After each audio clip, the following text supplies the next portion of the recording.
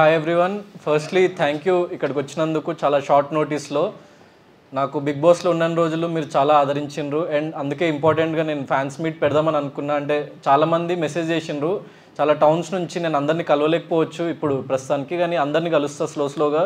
ఎందుకంటే movie promotion టైంలో నేను అన్ని టౌన్స్ అండ్ అన్ని మెయిన్ సిటీస్ కవర్ చేద్దాం, ఆంధ్ర తెలంగాణ అండ్ ఎవ్రీవేర్ వెళ్ళి ప్రమోట్ చేద్దామని చెప్పేసి ఫిక్స్ అయినా. సో రీజన్ ఏంటంటే మీ దగ్గర చాలా క్వశ్చన్స్ ఉండొచ్చు, అంటే like not just about movie, నా పర్సనల్ లైఫ్ గురించి కానీ లేకపోతే బిగ్ బాస్లో నా జర్నీ గురించి కానీ. మీరు జస్ట్ బిగ్ బాస్లో చూసింది జస్ట్ ఆ 1 hour ఎపిసోడ్, లేకపోతే ఈవెన్ ఆ 24 hours ఎపిసోడ్ కూడా అది ఎడిటెడ్ యాక్చువల్ చెప్పాలంటే.